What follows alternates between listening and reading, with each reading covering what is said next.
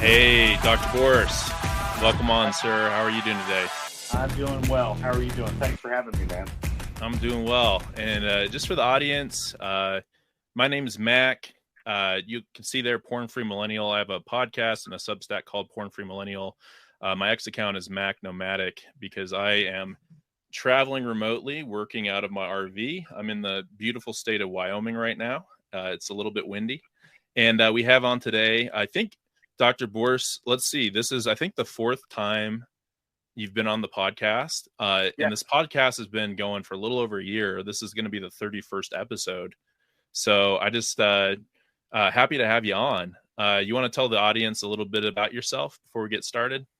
Well, thanks for having me on again. I told you once that my goal was to become the Alec Baldwin of your podcast. So I'm I'm working on that. For the audience members who haven't gotten to know me, you can find me on X. You can't find me on Facebook because I got kicked off a while ago.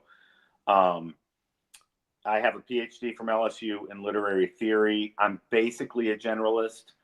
I've done comprehensive exams at the undergraduate, master's, and PhD level in everything from Greek tragedy to 20th century literature. I teach philosophy, film, and literature courses, including Chaucer and Middle English, Shakespeare, everything. I am intensely interested in the topics that Mac Nomadic has championed, especially in the ways that technology impacts human consciousness and culture and our development over time, not to say progress necessarily. Sure. And I'm very happy to share what I think are insights, but may not be, with the audience on this extraordinarily important topic. So thank you for having me. Excellent. Yeah, I think it's gonna be a pretty good conversation. I think both of us like to go deep into psychology. I like to reflect a lot about personal experience and really like today's live stream today. I'm saying today a lot. This is live. Today's the day. We're going to be talking about the Lily Phillips story. So, if you're living under a rock, you might not have heard about this, but there was a OnlyFans model that made the decision to sleep with 100 men it was less than 24 hours. And I was listening to this today in an interview. I think she's actually doing that to prepare herself to set the world record. What a prestigious world record to set for sleeping with 1,000 men in one day. I think the world record right now, I think, is like 919, which is just unfathomable to think about. But what Dr. Borse and I are going to talk about today is the Lily Phillips story. I called this episode Lonely Fans because I think there's a big problem with loneliness in our culture today. And I think that's exacerbated by many different things. I talk a lot about pornography in my podcast, its effects on my life. We'll dive into that. And it looks like we have someone on right now that's a mutual friend of ours in the live stream chat. Doc, thanks for hopping on. Hey, Doc. Supporting us. But we're going to be talking today about this story. Obviously, it's pretty visceral, right? I think there's a video of her that went pretty viral, like being interviewed after. They did a documentary of it, of her just her reaction to the whole thing. And it looked like she was just pretty blank inside. I think at one point she got a little bit emotional, as she should. But all in all, I think it's a pretty tragic story. Just seeing this happen online. I think for me, I first read about it on X, on the platform X, and just a lot of I would say anger, a lot of feelings being risen up from this. I think feelings coming from like good intentions, bad intentions all around. And overall, this just seems like a cultural moment where we should definitely examine this and talk about it. But just to add a little bit more context here, in her own words, Lily compared this experience to prostitution. She said, "This is just a different feeling." I think that raised a lot of questions about the exploitative nature of OnlyFans. I think it's being framed, at least from her side, and probably OnlyFans and people that support it, as some kind of personal choice or empowerment. But really, I think she said it herself. I think this is just an act of prostitution itself. And just one more thing to add before we talk about this, Dr. Borse, to start. One thing I believe your friend Kale, and he's been on the podcast, Kale Zeldin, said, and it went pretty viral, is that Lily's mother serves as her financial manager. Just let that sink in for a second as you're listening to this, that her family's involved. I think her father's supportive of this as well. And she's 23, which is crazy. But I know I was kind of talking a lot. I wanted to build the scene a little bit. Slept with 100 guys in under 24 hours, recorded a documentary about it. Everything's going viral right now. I mean, just for you, Dr. Borse, like, what were your just initial reactions to this, just hearing this story and seeing it? Well, I think I honestly, when you forwarded me that specific portion of the topic that we were going to be talking about, I was not aware of it, because I know of OnlyFans, but I'm not really sure, and I'd like you to unpack this for our audience. I'm sure there are people, or just unpack it for me, how it works. My impression is it's a place where people do go and prostitute themselves by advertising that they will, for a fee, perform for you in a way that you want them to perform. Is that correct? Yeah. And for the record, I've never, not to put myself on a pedestal or anything, but that was never something that I really struggled with, right, on my end. But yeah, I think you basically summed up OnlyFans pretty well. But when I read an article that was, I think, published by the Federalist, that was simply a reaction to the whole thing, and it just saddened me. It saddened me a great deal. One, because my thought was, oh, okay, so a 23-year-old woman, this is she's been convinced somehow by the culture that she has grown up in that this is the way to take ultimate control and command of her own self-determination. And how did we get here? And then my other thought was, wow, nothing's new under the sun. Right. In the sense that, this is not really different than the old by comparison to now, I guess, peep show booths that operated. It's just that it's just served up with technology, and it's made easier. Right. So it's more seductive. And when you overlay all of that with the idea of, that it's an expression of human agency and the transactional nature of all of it among consenting adults, you can see it. You can see why somebody might adopt this view. And then when you add to that mom is operating as her financial manager, I'm thinking, I wish Kale was here tonight, because we'd have a whole conversation, we still can, about like where feminism went off the rails. I mean, it's amazing, because it was mounted as a movement to say that everything that's wrong with culture in the world is the commodification of women in the marriage market, to the only way I can win is by commandeering that market and commodifying myself. So it's for the pleasure and the desire of the man, still the patriarchy. Right. I mean, which is crazy. Yeah. So it's like, wow, that was a neat trick you pulled off there, patriarchy. You finally convinced women to just go along with it. And yeah. I've always said this about slavery too. If I was a racist and I wanted to keep brown people where I wanted to keep brown people, I'd just give them money. And it seems to me that we're talking about the same thing here. Yeah. And maybe let's expand upon that a bit, because, I oftentimes talk about this, and it's part of my logo, right? It's breaking free. It's breaking free of the bonds of pornography in our lives. I think you mentioned slavery. And, when I think about this, I do think of a certain slavery of the mind and of the soul, right? We're slaves to our own desire, to lust. Also slaves, I think, just to medicating or to avoiding unpleasant realities about ourselves, Right. unpleasant feelings. At least for me, and I talk about this on my podcast a lot, like porn for me, when I look back at it through therapy and through recovery groups, all of that stuff, ultimately, I think it was something I was hooked on as a kid because, of course, it's alluring and, naked women, all that stuff is going to draw you in. But the real thing about it is it's a way to cope with pain. If I'm feeling pain, I'm going to be coping with it with porn, with going to these images, going to these sites. And I think what I'm seeing now, and sorry if you can hear my dog in the background, I apologize about that.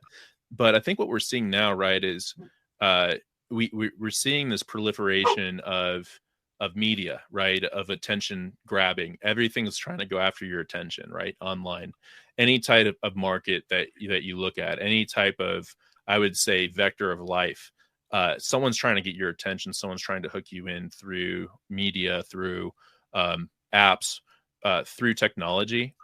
And I think what's happening is it's kind of like this nasty cycle of where I think men and women are both feeling that sense of isolation because they're growing up with this stuff. Like for me, like growing up with porn, you start to disassociate yourself in that sexual experience to where you almost have like two different boxes that you're compartmentalizing things. Like you have like your real life, and then you have like your porn life on the other side. And as a kid, I feel like in growing up, and maybe somebody as an adult even that might not realize this, is you can't just separate these things. Like there's no separation. Like to live, I think, in fullness, and to live truly, I think, without fooling yourself or tricking yourself, you can't have that separation. And I think where there is that separation, I think it's hard for the sexes to feel like they trust each other, to feel connected. I think men have a certain viewpoint of women, women have a certain viewpoint of men. And then I think this online market of sex and selling ourselves and buying that, right? Because it's not just like one person, right? It's not just the women putting their bodies, for sale. It's also the men, of course, which no one wants to talk about. It's the men that are driving the demand for this, right? The men, by far are the ones that want to see this, that are paying for it. Maybe not with money, but with their attention, right? With eyes on it. So I think for me that like the isolation is just being driven, the voids is being driven larger and larger. And I think something like this situation here, I think perfectly just encapsulated just how messed up this is all getting. And like you said, it's not like this is new. Like this has happened before. Like I heard about the statistic of the world record because there's like a gangbang conference every year in like Poland. And it's just like, what is going on? But it's not like that just started, since the iPhone was created. Like that's been around for millennia, right? But now you have access to it at the click of a button. If you're curious, or if a friend comes over and shows you something, like I was exposed to that kind of stuff like when I was a kid. And like, what does that do to your brain? What does that do to how you develop? And I think that as we get older, and if we're not focused on our development and treating this and treating whatever that what's isolating us with healthy measures, right? I think it's just going to drive that isolation further, which then drives that demand. So now I threw a lot at you there. What are your thoughts? No. My thoughts are spinning. One, I think it's weirdly, all of it comes back to a certain kind of war against women that's been going on forever. As Faulkner would say, I don't know if you can see my books back here, but Faulkner's Sound of the Fury just went into the public domain, and I was very happy about that. In another novel by Faulkner called Light in August, there's a moment when a man listens to the birth of a baby by a woman that he has fallen in love with, but he did not impregnate, who was impregnated by somebody else. She's a single young woman. She's one of two of the main characters of Light in August. Her name is Lena Grove. And at the moment that he overhears the birth, he realizes that he is experiencing something mysterious about women and their bodies specifically, and the relationship that women have with their bodies that men do not have. That signals that something in women that is dark and threatful to men. And in another context, I have done interpretations of Alfred Hitchcock's Psycho and tried to point out to people that they've got the movie completely wrong. But the point that I've tried to make is that, you know, in the West, a typical sort of literary, symbolic, metaphoric expression of male power is money, but money is a stand-in for man's seed. And so if you can waste it without putting it at risk, then that's proof in our society that you are potent. So that's why we make it, you know, in the rap videos and in other videos, we make the money rain. We could just waste it. We can just throw it in the air for anybody to get. Okay. To me, that's a stand. That's interesting. That's a stand-in, and this is to you, just a bookmark, but it's a stand-in for the wasting of seed. Not only in the onistic act, but in the whole participation of the wasting of seed in porn, which is not in an effort to procreate. It's not in an effort to be creative. It is an effort to simply dump in the dirt. In Faulkner's novel and in Psycho, what you see is that what the patriarchy is really, really afraid of is that women have this mysterious power to take that seed and do something with it that men can't control, which is make a new life. Right. She can secret it. She can secret it in this mysterious place called the womb. And then what she produces from that is not a mere replication of the man. It is something new. Right. And something free and something independent. And this is a threat. This is a threat to the old god, Zeus's father, who eats his children as they come out of the womb because he's afraid that they will overthrow him. I know this is all very mythic, but do you see how deep this is? Incredibly deep. It's incredibly deep, and I think it's knit into us at the level of our DNA. So when you look at the war that porn is launching against everything, it's really it's a symptom of a war against human dignity, against human agency, against human independence. It masquerades as independence, right?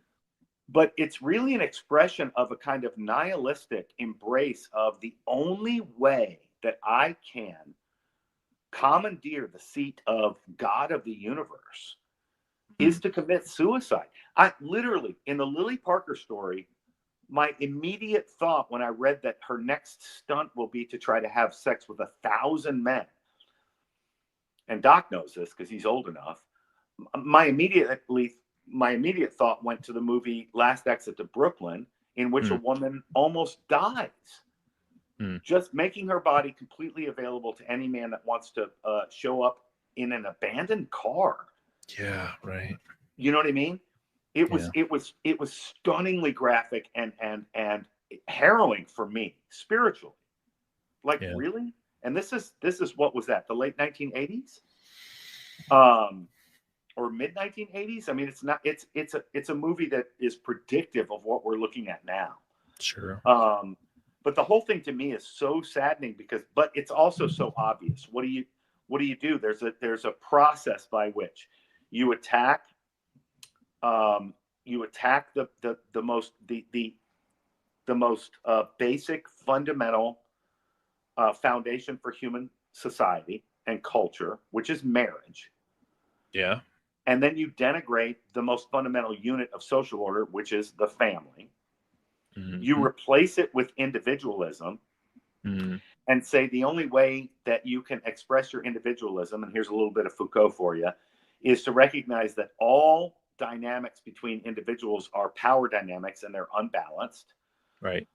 Which means the only way that you can express your human agency is to pervert those power dynamics, which are transactional and economic, by seizing control. The feminists lead in by saying that the patriarchy commodifies and objectifies women on the marriage market. And then they say, well, the only antidote to that is for us to seize it, ruin the marriage market, and then say, we'll commodify ourselves.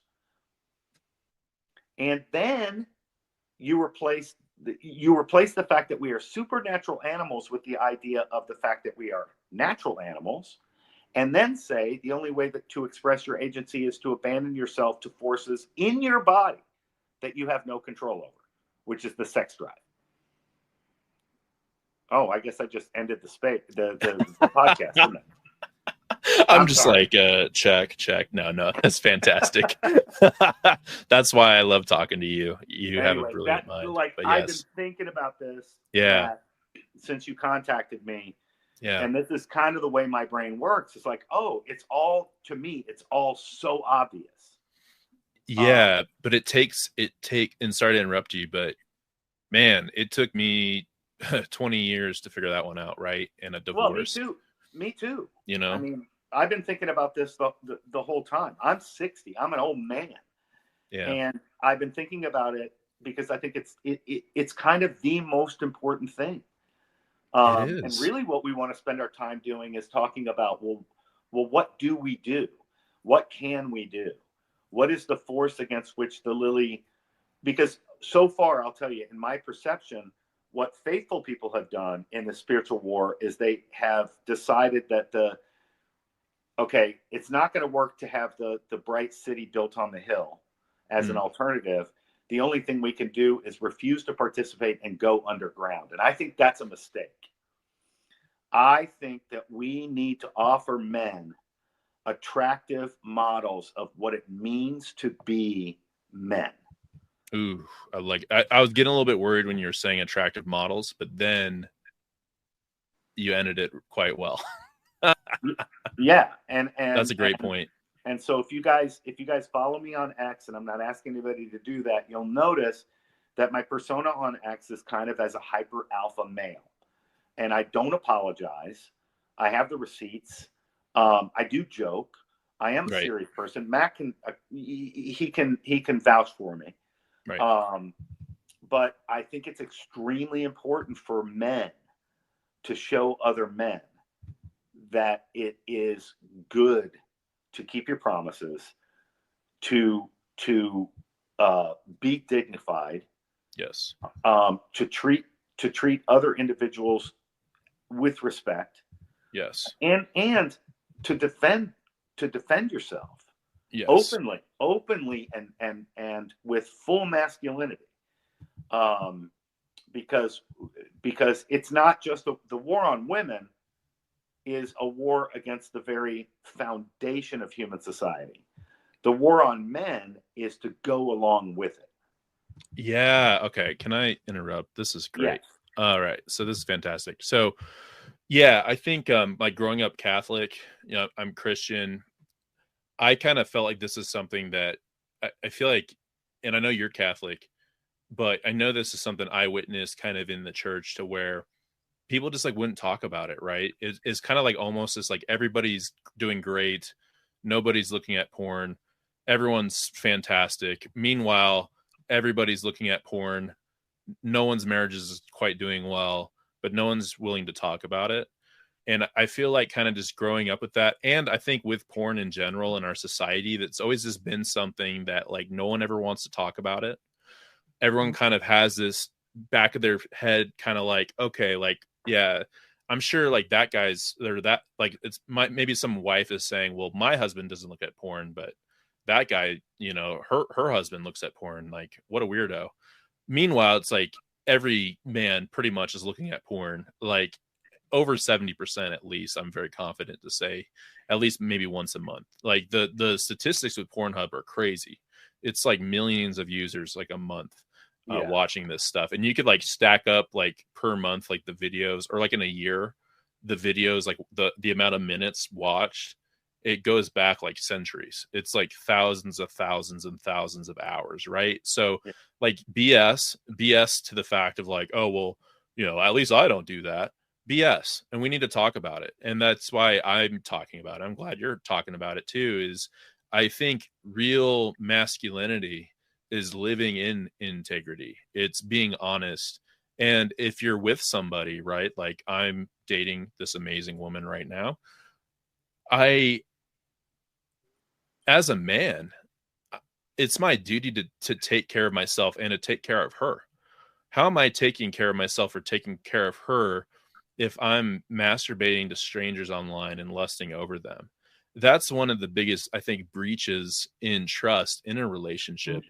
And I talk about that with confidence because I lived through it in a 5-year marriage with someone that I loved very much, to where I had this relationship with porn that I just did not have a mature understanding of. And I just didn't really think about it in the way I think about it now, as a complete destructive habit. And it ruined our intimacy. It ruined our trust. It caused deep devastation, uh, not just in her, but in me, right? Like Yeah. my self-confidence, my relationship with God, like my ability to have faith in myself that I'm the man who I say I am. And I don't think I'm the only one, right? So I hope as we talk today and as this message is shared, that I think men can, something can light up it within them to not just be quiet about it and to go underground. And that's kind of to the point you're making. Men need to stop. I think this whole culture that we're in right now, men are just putting their heads up their asses and just are just being rolled right now, just being rolled by everything. And I think with porn for specifically, there's a great quote in Proverbs that I think I've quoted a few times about the man being seduced by this I think prostitute, and that he's being led to slaughter like an ox, and he doesn't realize he's dead until he sees the arrow in his liver, and that her words and her seduction is going to lead him right to hell. And I just say that as living through it and almost coming to the fact where I didn't want to live my life anymore. It will lead you straight to hell. It will lead you to the deepest, darkest places if you let it. It might come to you as something that just doesn't really seem like that big of a deal. But like we're talking about right now, and what we're saying so eloquently, it really is an attack on creation. Like Yeah. we're literally like wasting our seed. Yeah. We're wasting our seed. Like I don't know how else to say it. Like you're wasting your seed to a digital stranger and to somebody that you are turning into an object that's being objectified for you, for your desire, right? But the hardest thing about it is it gets programmed into us so early, and that's what makes me so freaking angry. Is I did this poll on X a few days ago where I just said, hey, like what was the age where you first introduced to porn? I did this on my Substack too.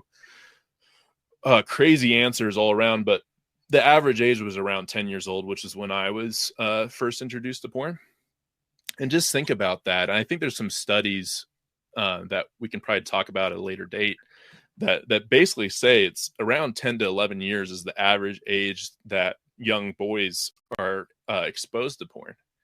And just think about that what that does on a societal level. Like, because I think about it, I'm like, no, like 10-year-old should witness a gangbang, but also like no 60-year-old, no 80-year-old, Yeah. nobody should experience this stuff. Like, no one should experience this stuff. Like, it has no purpose. It has no place. It has no place in our existence.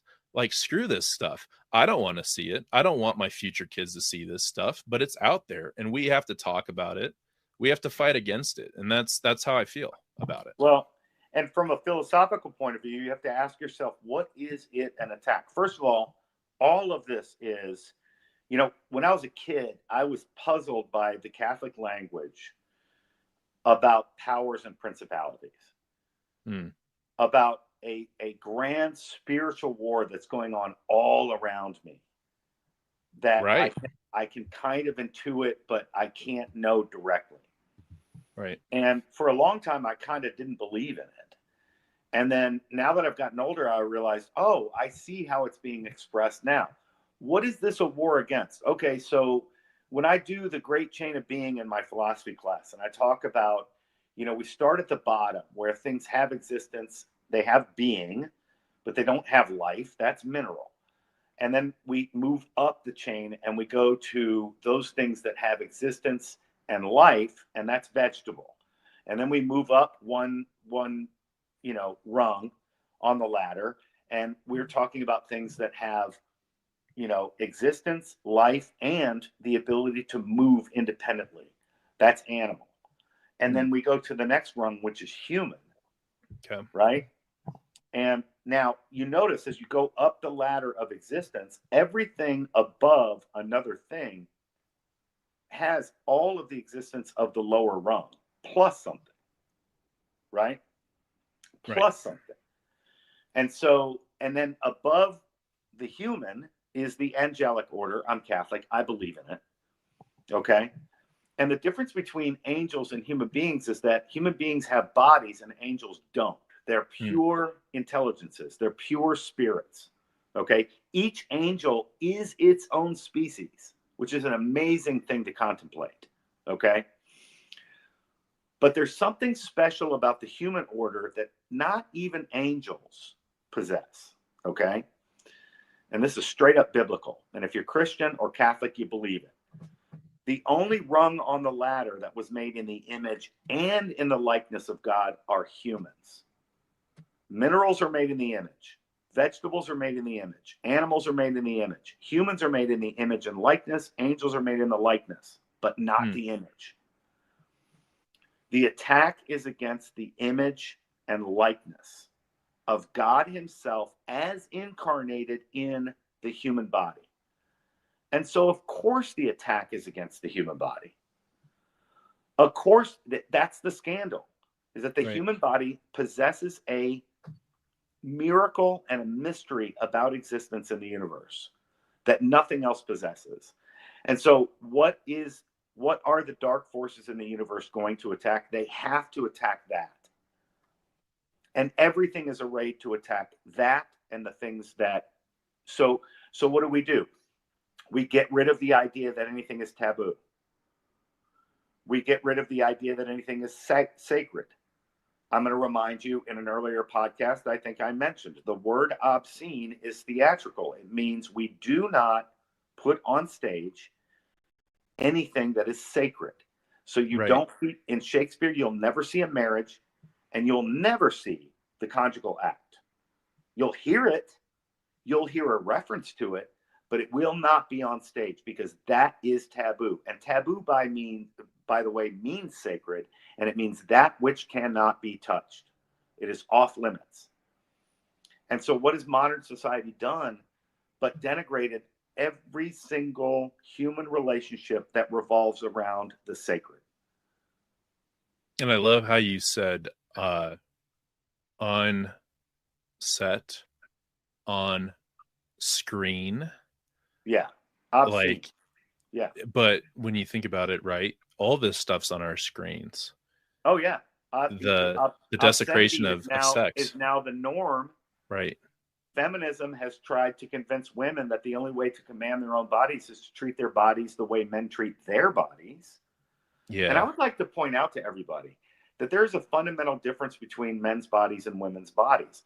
Everything that is essential to being female is hidden from the human eye. The gods formed it that way for a purpose. Everything about a man is on the outside. Right. I joke about this. Right. I can bump my testicles into a bookcase. Sure. Ouch. Yeah. But a man's body, that's why we have always been comfortable with depicting the male nude as if it's no big deal. Because it's not mysterious. It's not beautiful. It's not sacred the way a woman's body is. And I know that sounds old-fashioned, but I absolutely believe it. Yeah, and I mean, just think about it too. Like anywhere we go, like you go to the gym, and it's just like you're literally. It's almost like you're going to. It's like softcore porn, just going to Yeah. the gym, just with what women are wearing. Yeah. It's like the tightest clothes. Shorts are now just basically thongs, and like the shortest, the least covering you can, right? And that's what's being influenced with all the fitness influencers. And I think that's why we wanted to talk about this today, right? Because this OnlyFans models, I think, are trying to, where OnlyFans is trying to capture the influence of young, or is trying to influence, I think, young people.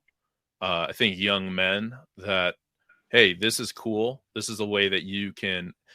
And sorry, I'm going to interrupt myself, but I have just some statistics. So the platform itself boasts over 220 million users, 2 million creators. And something that jumped out was OnlyFans saw a 75% increase in new users in just 1 month during the COVID pandemic. Yeah. So it's kind of like people were isolated, right? They couldn't go outside, they couldn't date physically because of these stupid lockdowns. So then they went to OnlyFans. And I think OnlyFans in a way has been marketed to treat loneliness, but that's why I call it Lonely Fans, is Yeah. because it's not treating loneliness. I think it's exacerbating, it's increasing loneliness, because at the end of the day, right, it's a transaction. You're transacting your time, your attention, your money to a woman or to a man if there's OnlyFans Yeah. men, Yeah. right? But it's a transaction. It's not actual connection. There's the money there, there's the attention, the power, Right. but it's not true connection. It's not truly going to solve any loneliness. It's just going to isolate you more, right? And I Well, talk about this with, oh, go ahead. Yeah. no, I would just interrupt that by saying that it's puzzling to a lot of Christians that in the Catholic faith, the use of prophylactics is barred from the conjugal act, What's and barred? the use of prophylactics as a birth control device. Oh, okay. You would Gotcha. you would think that that would be the safest and the most sort of humane way to do it, because you're not changing the physiology of a woman's body with chemicals in order to prevent conception, right? Gotcha. You're just blocking issue. Gotcha. Issue gets to happen, but it's not going to go into the womb, and you're not going to have the completion of the procreative act. And I didn't understand it for a long time myself. And then I had it explained to me by a very good priest who said, you realize that when you use a prophylactic, you're not actually touching your partner. Hmm. And I was like, oh my gosh, you're right. I'm just, and so I've made a joke out of that with my younger students when I say, this is why I believe that hookup culture and OnlyFans and porn doesn't work, is because at the end of the day, what you're actually tacitly saying to yourself is, hey, do you want to just go back to my place and rub stuff? Well, why do I need somebody else for that? Right. And so now you're pretending that two consenting adults can transact with each other to use each other. Yeah. And somehow you're going to be okay with that. And I'm going to remind everybody of what Saint Pope John Paul the Great said. The opposite of love is not hate. It is use. Hmm. So the whole porn culture is to convince us that the only way that we can, in the most intimate way in the world, interact with each other is to use each other. That's what we have to buy into. And at the end of the day, if men and women both think about this for 5 minutes, Right. they have to reject it if they have any respect for themselves at all. But what we've also done in this culture is we've attacked the idea that there is any such thing as respect. And so conversations like this sometimes can veer off into language where, oh, those two guys are just a couple of Puritans who are just out of sync with culture. And I've got another word for you that I've been called, which is, I just laugh every time. Simp. Yeah. Simp. Yeah. Normie. Like, what? Okay, cool. Every time someone says that, I'm just like, you have no maturity whatsoever on this Well, subject. the other and thing you will is, find out at some point, and it's really going to suck. yeah. Well, one of the reasons I wear these rings, all right, this ring specifically here, is that the tradition of the marriage band is to let everyone know publicly that I am not available. Right. That particular portion of my humanity is reserved for one person and one person only. Right. And I'm telling you, this gives me a kind of confidence that I don't think I would have if I didn't have it. Yeah. And it's a great reminder to me. And I feel it, and I play with it, and it's on my hand when I bartend. It's on my hand when I teach at the university. It's on my hand when I go to the grocery store. And it is my shield. That's amazing. It's my superpower. Yeah, it makes me think about, and for the audience, people hopping on, thanks for hopping on. Really appreciate everybody's attention and engagement here. Yeah, like I was married for 5 years, went through divorce. I could share the same sentiments, man. I felt like I was an elevated human being wearing that ring. And not a day goes by where, I feel that deeply, that sense of loss. And I will tell the audience, a big part of that was my relationship with porn and not being honest about it. It really caused terrible, terrible destruction to my marriage and to what was a very promising, loving relationship. Irrevocable damage. Which is not to say, I firmly believe that we live in a fallen world. Right. And I do not judge people for their failures, for their frailties, for their attempts to do the really great thing, and it's not working out. I don't like the language that people often use to describe. People need to own what they do. Sure. And they need to own their own parts in all this, because that's part of human agency too. Exactly. But I don't want the audience to misunderstand me. I am not some moralistic dude that is walking around judging other people because they didn't do this or didn't do that. I'm fully cognizant of my weaknesses and of my failures. Right. But at the same time, my greatest foundation is this. I say this about my marriage, in the toughest times in my marriage, and I don't remember when I first did it with myself, but in the toughest times that I ever had, at one point it occurred to me simply to say to myself, oh, so this is what I meant when I said I do. Yeah. Okay. All right. That's what I'm doing today. Because you can't predict it, right? Yeah. You bring your weaknesses to your relationships for sure. But you have to be open to the way that God reveals to you how he's going to offer you these graces that are going to enter your life, that are going to counterbalance those weaknesses. Yeah, well said. And obviously my bride is the biggest one, but then my kids too. Like at the end of the day, when I am tempted, I also have to think about my kids and my obligation to them.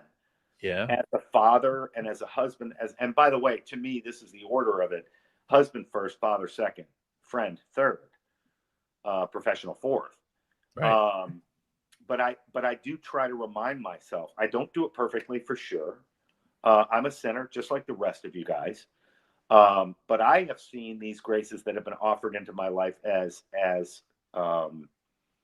aids and tools that are available to me. They're freely available to me at any moment of the day when I'm feeling my weakness.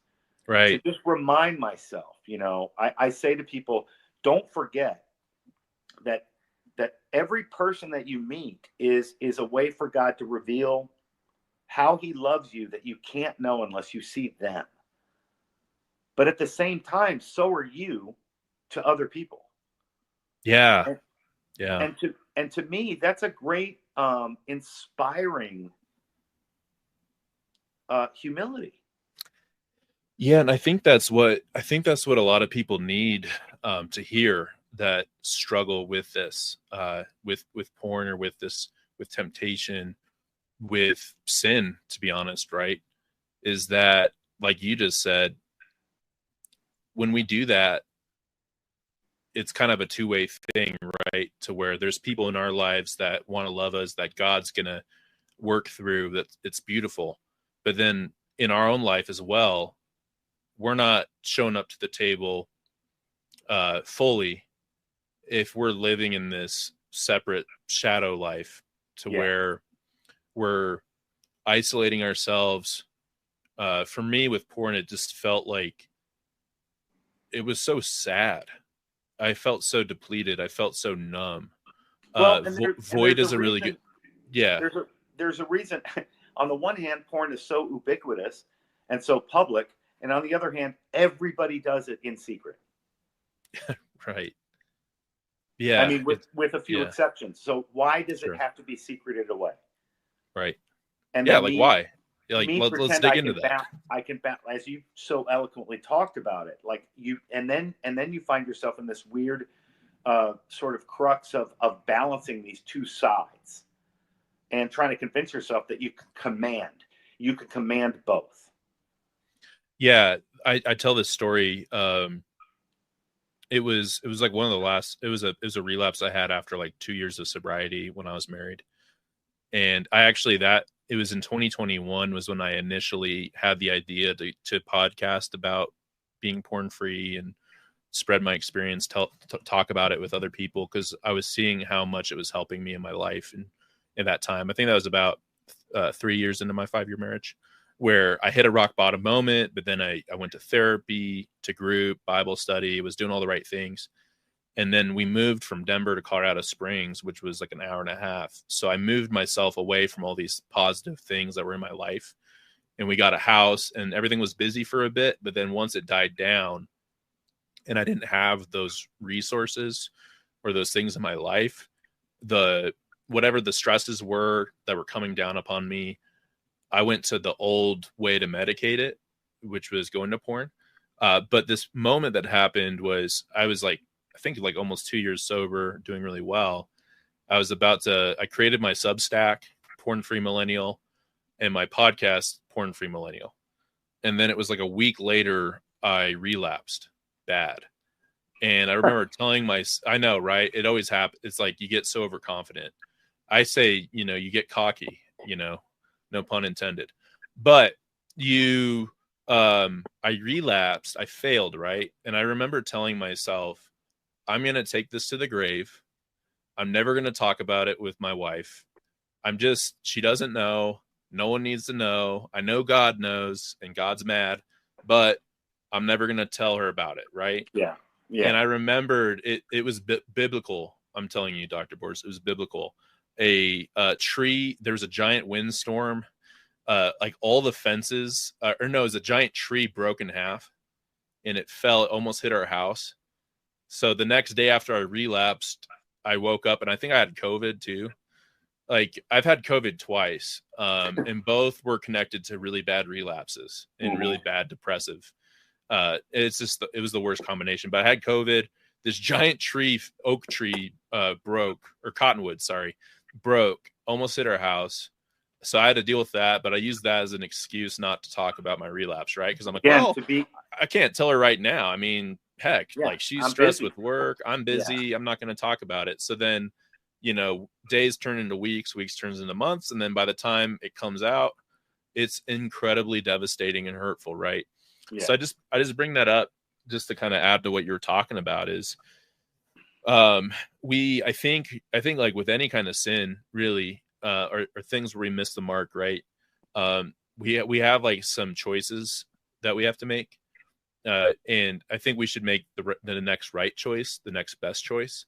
But oftentimes, I think with me, at least with my development, I didn't make the right choice. I'd make like the next wrong choice, because it's like, well, I already relapsed, so I might as well go back to it again because it feels good and I need that right now. I just need things to be easy. I don't need things to be hard. I can't have this hard conversation with my wife right now. I just can't. Yeah, but.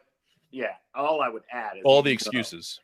Well, not just that. One, when you're busy, the monster doesn't rear his head until you've gotten things all settled out and you're now on a trajectory of success. That's when the monster comes back out. Right. Right. And secondly, it feels good until it absolutely doesn't feel good, which is immediately. Yeah. Every time. Every time. It's like, it would be directly linked to the orgasm, would be at the plummeting of every positive emotion, or every emotion that was I felt would just be, it'd like go off a cliff, and you would just have this like hole in your chest. Yeah, I suspect that John Keats suffered from something similar, because in Ode on a Grecian Urn, he complains that human breathing passion leaves a heart high, sorrowful, and cloyed, a parching, a burning forehead, and a parching tongue. So he prefers the beauty that is only in poetry, not physical beauty, because that's the great danger of physical love. And yet, this is what we were talking about. This is why that is reserved. That's the Catholic word for it. It's reserved. It is reserved for the married state. And it is not public. It is taboo. I mean, taboo in the sense of sacred. And it is reserved because it is, as the Italians would say, it is molto pericoloso. It is ground zero. It is ground zero in the foundation of all good order. And so, of course, that has to be the thing that is going to be attacked. And so males are going to be feminized and women are going to be erased, ultimately. Yeah, okay. That was something I was talking to my girlfriend about. It just seems like culture is trying to erase femininity in women. Like, I don't mean femininity. We've gone to the next step. I mean females.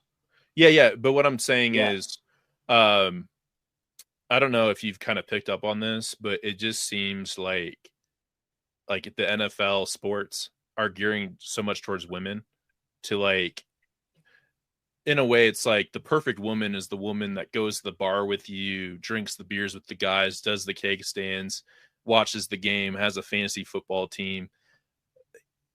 Women don't give a crap about that stuff. I know some do, but I'm just saying that it seems like just on so many different levels that women are being like forged into men, and like with porn and with OnlyFans, like you're saying, it's almost more of a patriarchal it's definitely system. Yeah, I think you're right. I think it's definitely part of the culture war that's going on right now. Okay.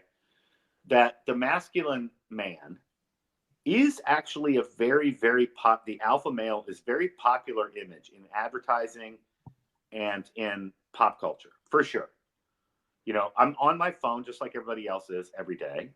And half the ads, when I'm just wasting time playing, you know, some mindless game, half the ads are for these bearded alpha males. They're husky. They're selling knives. You know what I mean? Let me interject though. I would argue though, in a way, the masculine men, like if you're to take, for example, like Marvel, how they treated all these superheroes like Thor, like Chris Pratt's character as Star-Lord, they're kind of like dumb jocks. Yeah. And I remember I was in therapy, and I'll just kind of share this. My therapist, when I was married and we were working through stuff, he asked us, like, you know, like what's kind of that image of like your partner that you have, you know, like what's that image? And I will never forget this. Like my ex, she was just kind of like Homer Simpson, kind of bumbling sitcom, like guy that makes mistakes, that, you know, is kind of just makes dumb mistakes and like, you know, and like wants to sit and like drink beer and like watch TV. But I feel like that's kind of like the modern day man. And I think that is portrayed in a lot of television, a lot of movies. I think there are alpha males, but often like the alpha males as well, like don't have any kind of like real emotions. Like you kind of like look at The Rock and he's just like a rock. Right. Like has the emotions of a rock, looks like a rock. You know, if it looks like a rock, talks like a rock, it's probably a rock. That's the rock. Yeah. No, I agree with you. And there are exceptions. I would point out to you, for instance, that once they tried to cancel Tim Allen, and his news show went over to a different network. My wife and I, it's one of my favorite shows because I've never seen a show besides maybe Married with Children that shows a more mature and healthy version of a marriage between a man and a woman than Tim Allen's show. And it's so mature because there's no denigration of men and there's no denigration of women. People get to be who they are. They are taken at where they are. And it's very, very funny and it's very, very smart. But how mainstream is that though? Like that's not really that mainstream. It's as mainstream as it can be in our fragmented culture, right? For sure. Do you know what's mainstream? And I sorry to keep interrupting. No, go ahead. What's mainstream is TLC's. I think it was like there's some show where people break out of prison and they date each other, or they don't break out of prison. It's like right when they get out of prison. It's like life behind or love after bars or whatever. Something like that. There's all these shows about the Real Housewives. There's all these shows that are like these reality shows showing just uber rich people that are just terrible to each other. I think there's a lot of sitcoms as well. I mean, even The Simpsons, right? Like Homer Simpson's is like the stupid guy, Family Guy, all this stuff. I feel like it's a denigration of men and like what true masculinity looks like. I would agree with that. Although I would say this, I've always said this about comedy. It's divided between people who write who don't like human beings and people who write who do like human beings. Yeah, that's true. And the writers of The Simpsons and South Park actually like human beings. And you know what show's great? King of the Hill. Yes. And it's fantastic. At the end of the day, you never doubt that Homer Simpson, imperfect as he is, loves his wife and loves his family. That's true. And you never doubt that Marge loves Homer. And that's a really good thing. With Family Guy, I'm not so sure. You see what I mean? Like Stewie's literally trying to kill his parents. Like exactly. Every episode. And so I get the humor and I can enjoy it for a short period of time. But at the end of the day, it's like the difference between The Lord of the Rings, which actually believes in the very foundation of human society and seeks to save it. Right. From the forces that are arrayed against it, which is really what we're talking about. Yep. And something like Star Trek, which I'm not a fan of because it's a utopian fantasy that is sprinkled with human frailty and it's not sure what side it wants to come down on. But I'm not also deeply, deeply inured in that mythology. So any Star Trek fans out there, don't get mad. I love the original Star Wars. The original Star Trek. I played Captain Kirk for Halloween one year in college, and I had to do some method acting. Captain Kirk is awesome. I love that guy. But with that being said, yeah, I get your point though. Yeah, that I was just making a point. But I think ultimately what we are talking about and what we have been talking about is the war of the powers and principalities and the way that they seek to manipulate our weaknesses to become either pawns in that war, which is, I think, ultimately what Lily Phillips has made herself into. And I feel bad for her. And I will pray for her. I'll pray for her mom. I hope that she comes to her senses because, like I said to my wife this afternoon when we were talking about my doing the podcast tonight, was like, if her next goal is to have sex with 1,000 people, I'm afraid she's going to die. Yeah. Like how, like the amount of damage that can do to her body, but also just the amount of damage that can do to her mental health. Oh, absolutely. So I pray that it doesn't happen. Me too. And I hope everyone listening right now, that's part of the reason I wanted to talk about this as well is, although this is like such an important thing to see and to hear about, ultimately, and we both believe in Jesus Christ, Christian faith, there's redemption in everybody, right? And I believe that there's redemption for Lily Phillips. She has to find that redemption in herself, right? but I don't think that's going to happen if people are just throwing mud on her and yelling shame, right? Like, I think there's a place for that, right? And people should rightfully feel disgusted by it and have that level of I think just anger towards just like what's going on in culture. But I think we also got to think about the men that were involved, which I think were her fans that came Oh, in, sure. which is nuts. And just like where's the discussion about them and them getting involved in that, right? Because it's not all about her, it's also about those men involved. It's about the people that produce this, that put this online, the people that consume it. And I think we got to continue to talk about it, but talk about it in a productive way and talk about it in a mature way to where we can really kind of understand deeply what's going on here so that we have the tools, we have the stamina, we have the maturity to be able to talk about this as adults and as Christians, to be able to still have love in our hearts for people. Because like you said, Dr. Borse, we're all sinners, right? Yeah. We're all sinners. And I think this was in a sermon not too long ago in my church where really, the punishment for sin is death. But that's why Jesus died on the cross for us, is to redeem that to pay that he died. The death of Christ, paid the way for our sins. And we need to accept him in our lives and live in his image.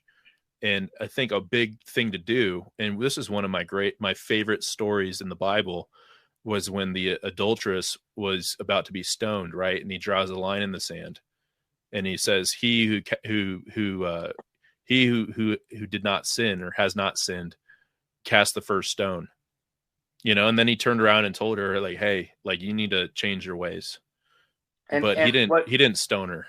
And what I'd like to point out about that is that in the original Aramaic, the expression that he uses to the men that are there, he who is without sin, specifically implies the sin of having had sex with this woman. Wow. Yeah. It's specific. Those of you with stones in your hand who did not sin the way she did with her, you cast the first stone, and they all walk away. Which is absolutely to your point about pornography and the differences in the kind of damage that is inflicted. Because the mechanism of damage of porn to women is different than it is to men. And what you notice about porn and men is that men are just embodied placeholders. They are completely stripped of any sort of identity. And at the same time, women are highlighted at the center of the images that are promulgated. Right. And given this false sort of agency in all of it, because they've got to be willing. I'm not talking about the darker aspects. We know those exist too. But 91% of Pornhub has been shut down the last years because of lack of consent. To where, and just to highlight this really quick, really good book, like about 60% of the way through it, by Lila McElwaite. She has a X account. She's fantastic. It's called Takedown. Really good book. I think I have it back there. If it was next to me, I'd show it. But it's called Takedown. But she did a lot of work to get a lot of this stuff uncovered with Pornhub, to where basically you can just post videos on Pornhub without having to verify any kind of age, right? Any kind of consent. Like she just kind of would do it on her own, like just film just some random thing on the ground and just hit, upload. And you could type just about anything. And then they would start editing the titles to kind of get around loopholes with teenagers, with abuse.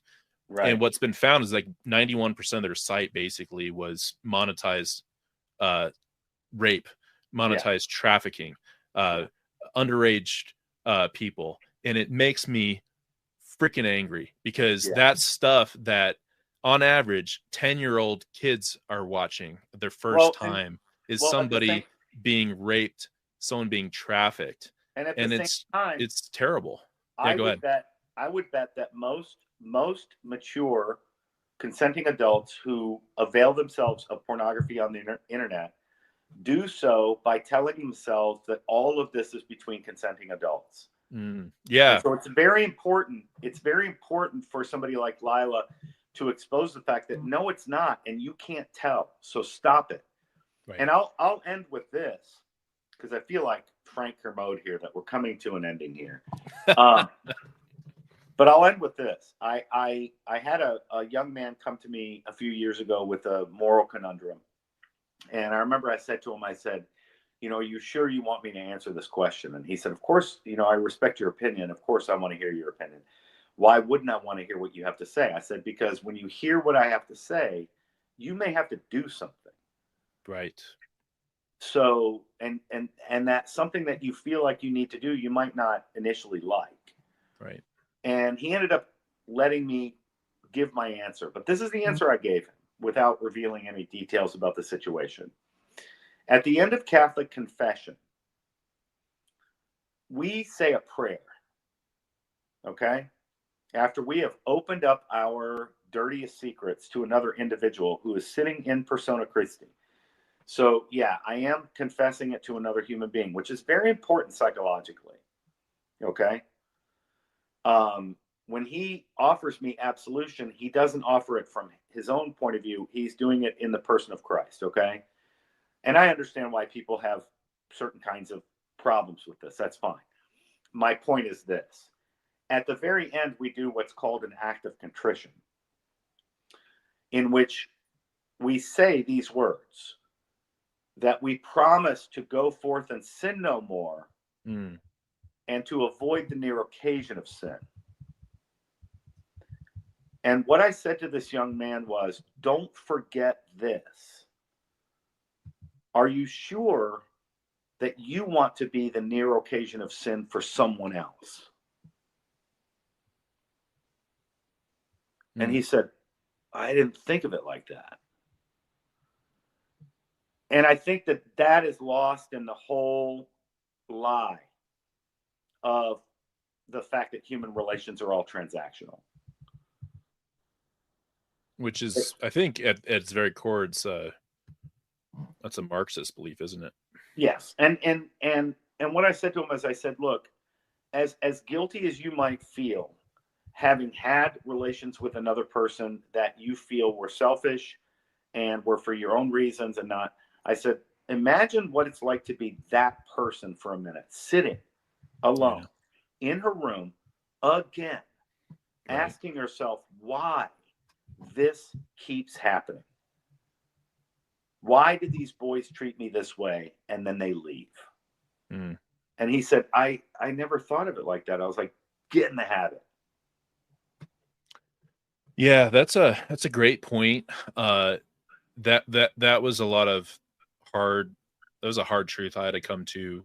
When I was in my marriage and when it was going downhill, was I had to look in the mirror and understand all the pain I was causing my wife at the time. Yeah. All the pain, because I will tell you, and if you're listening and you've done this before, I mean, I've done this before, my initial reactions, when I was caught watching porn, caught lying about it, was justification, or I would accuse her of why are you so mad about this? Gaslighting to the 10th degree. Not that big a deal. Not that big of a deal. Why are you so mad? And then trying to put it on her, it's her problem. It's I'm the perpetrator. Yeah. I'm the one that's literally wasting my seed to somebody else, where I'm committed. I committed in front of peers, in front of God, that I would be faithful to you.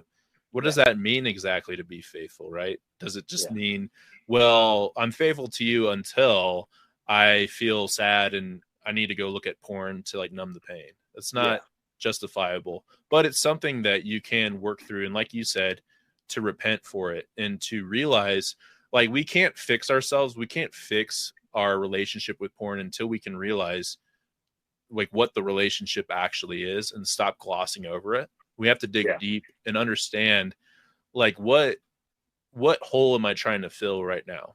Yeah. There's a great podcast called Porn Free Radio, and that's what really got me going. It's a fantastic podcast. If you guys are looking for podcasts or listening, but he has a podcast where he talks about porn as a solution. And I think for a lot of people, it's been a solution for them. And it was for me, like a solution to feeling like I didn't have any value, or that I needed to be validated, or just feeling like I needed to like just avoid pain. It was like my solution. And like what like a powerful thing to be presented in front of you is just any woman of your choosing doing anything for your pleasure, right? And that's what makes it so dangerous. It's what makes it so addictive. Is it's not going to put you in a body bag. It's not like you can overdose on porn like you can with alcohol or with hard drugs and end up in a body bag. It's not going to do that, but it is going to kill your soul. And that's what I experienced. That's why I want to talk about it.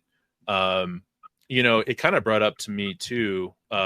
There's this beautiful prayer that maybe this can kind of close us out a little bit. It's actually from, there's a lot of good stuff. There's a lot of interweavings with porn recovery and 12-step. Yeah. But there's a great prayer. If you don't mind, I can read it real quick. Go ahead. So this is the first step prayer when someone's going through the first steps. Dear Lord, I admit that I am powerless over my addiction. I admit that my life is unmanageable when I try to control it.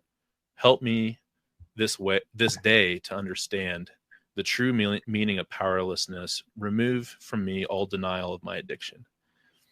And I think that's so important because there's so much denial that happens. There's so much denial that I think we build up in our brains as like a defense mechanism almost of like, how could I have like looked at all this stuff? Like if I was to go back and look through all the things, right? Like, of course, I would deny that I ever looked at that stuff because in its nature, like you said, it's an attack on the sacred and we're participating in it. But yeah, I don't know. Any last words for you? I think maybe ending on like a high note, like what words of encouragement would you send to people that are struggling with this or that, you know, see this happening, this Lily Phillips situation, or just like, oh my gosh, there's no hope for this world. What message of encouragement do you have for the listeners today? I would say this, and COVID, you mentioned COVID earlier, and I'll just use it as a touchstone, but my weakest times are when I am, you know, have been most successful and have my own downtime and don't really have any pressing, you know, responsibilities. Right. And I've recognized that about myself. You know, it's just easy. Like I'm on Christmas vacation right now, right? I could have started drinking at 11 o'clock this morning. I got nothing to do tomorrow. You know what I mean? And I realized about myself that my best defense against my own weaknesses is to fill my calendar with the good. And I have to fill my calendar with responsibilities. I need to drive up to the parish hall and pick up these 7 coats that I dedicated myself to donating to 8th graders at Drew Middle. And I need to do that today because the counselor's expecting them. And after that, I got to text all the guys over here because I need this. And, I needed to, I mean, just fill your calendar with the good and crowd out the times when you're alone and vulnerable, because that's when you're going to succumb to these temptations. So do that. It's fantastic. Yeah. And just to add on that, so something I talk about a lot and something that's really key to recovery are 4 activities in recovery. So you have your spiritual activities, your spiritual health. You have your physical activities, your physical health. You have your relationships, like your connections, like you're talking about, like connecting with community. And then the last one that's super important is your passions. Like, what are you passionate about? Like, what are things that you can get lost in that are positive for you? And I think you hit the nail on the head, Dr. Borse. And, you know, hopefully if you're watching, you're listening, this is like a light bulb moment for you. But really, when you fill your time with the good, right, where you fill your time with Christ, where you fill your time with connection, people you love, your passions, the things that you just love to do, porn actually becomes less and less powerful, becomes less and less appetizing, because you're like, why would I want to just like go in my basement, lock myself in a room, have to lie about it. That's something with porn too. It's like every time like you relapse again after a like long sobriety, you're just like, why am I doing this? Like now I have to like go through this process of repairing trust and talking about it. And it's just like, why go back to that? Like where life is good, like things are good, so that's fantastic. So Dr. Borse, just real quick for the audience, things that you'd like them to check out on your end, where they can find you.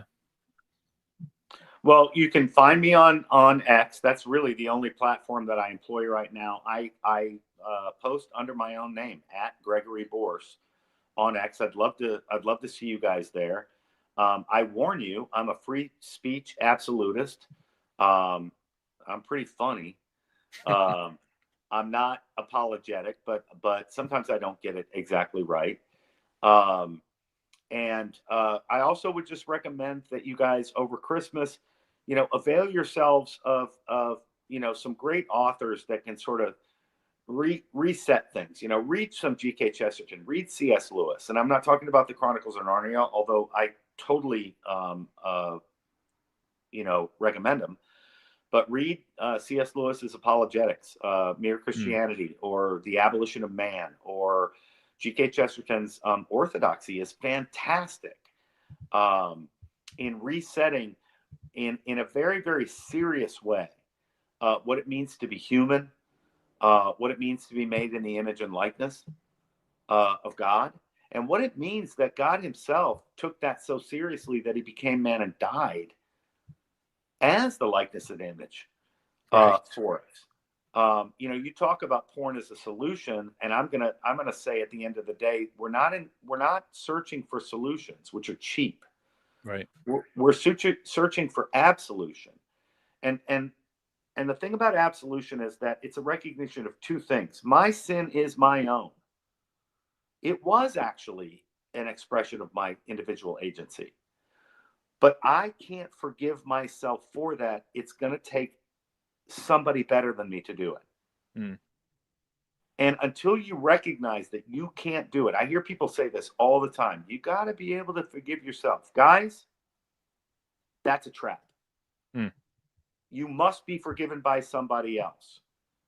You must be forgiven by the person that you hurt. And of course you hurt yourself in the process, but the hurting of yourself was a sin against God.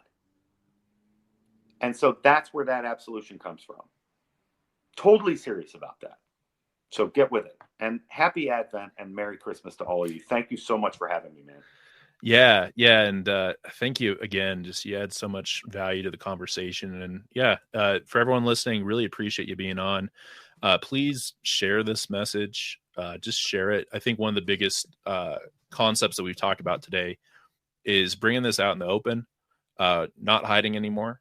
I think stepping up as people to talk about this and to understand this as something that's destructive, the porn industry. And for me, I have a podcast called Porn Free Millennial. You can find that on Apple, Spotify. I write a lot on Substack. I have a weekly newsletter I've been working on that's been really fun to do, that has tips, that has tools, articles. There's a community spotlight where I highlight things that people in the community talk about. And I'm growing that newsletter out, which has been great. And really, I'm just trying to help spread the message, talk about my experiences so that other people don't have to hit that same crisis that I did, and that you guys can have that light bulb moment. I'm going to add one more prayer in, if that's okay. This is one I was looking for, Dr. Borse. This is one that's shared to me by my mentor, host of the Finding Traction podcast, Vern Tomke. We do weekly recovery groups together, but he's also a pastor. And this is a beautiful prayer. Hopefully I don't tear up reading this because it's just beautiful. But you okay if I finish this off with this prayer and then we'll end it? Absolutely. Okay. Please. So this is called A Liturgy for One Battling a Destructive Desire by Douglas McKelvey. Jesus, I am here again, desiring a thing that were I to indulge in, it would war against my own heart and the hearts of those I love. O Christ, rather let me live by thine. Take my desires, let them be subsumed in still greater desire for you, until there remains no room for these lesser cravings. In this moment, I might choose to indulge in a fleeting hunger, or I might choose to love you more. Faced with this temptation, I would rather choose you, Jesus, but I am weak. So be my strength. I am shadowed. Be my light. I am selfish. Unmake me now and refashion my desires according to the better designs of your love. Given the choice of shame or glory, let me choose glory. Given the choice of this moment or eternity, let me choose in this moment what is eternal.